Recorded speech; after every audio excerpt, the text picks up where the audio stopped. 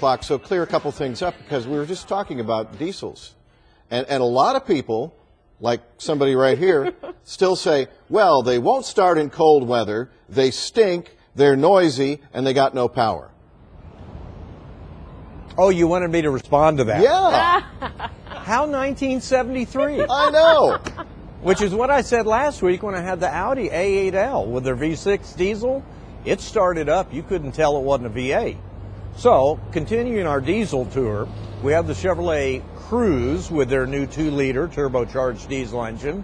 It's about 151 horsepower. Now, when you start this one up, it's going to sound a little diesely, but not particularly bad.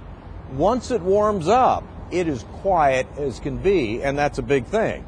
The problem is, Audi picked up the A8 from me last Friday. They had to take it off to an auto show, so I actually had this car last weekend and drove it around, and I wasn't sure I was getting the mileage this diesel should get.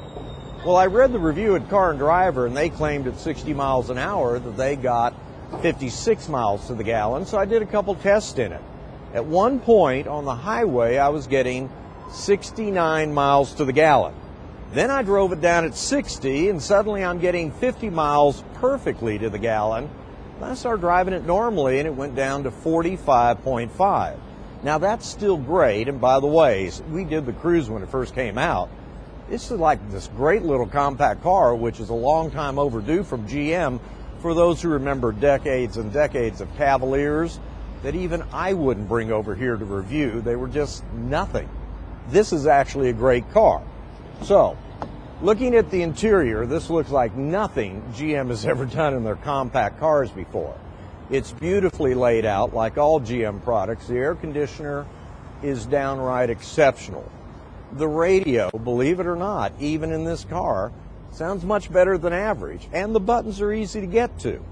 Now, because it is a compact car, it's going to be constricted for size for passengers. In fact, because of legroom in the back, I'm going to say this car is only comfortable for 4 people, maybe 5, 7 if you average it out between the positions.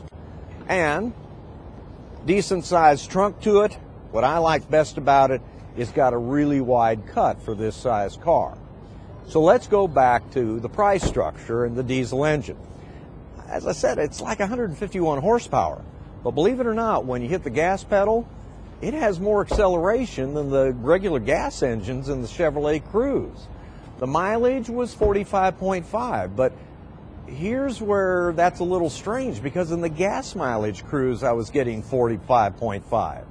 I have no idea what the window sticker is. They gave me one that said 27,000, but as I wrote my preview to the station, the window sticker they gave me had a completely different base price from what's on the website at Chevrolet. So I'm guessing it's 27 to 28, and therein lies the problem. The Volkswagen Jetta with the turbo diesel is about $3,000 less. The Volkswagen Passat, which is their mid-size car, and I got 56 miles to the gallon in it, it's only $1,500 more. The Chevy Cruze is a great buy. It's an incredible car from General Motors. But in this case, I'd probably just get one with a gas engine and save the money. With that, y'all have a good weekend. All right, thanks so much for the advice. You can listen to Ed on 570 KLIF tomorrow. His car column is always in Sunday's Fort Worth Star Telegram. Time now is 7.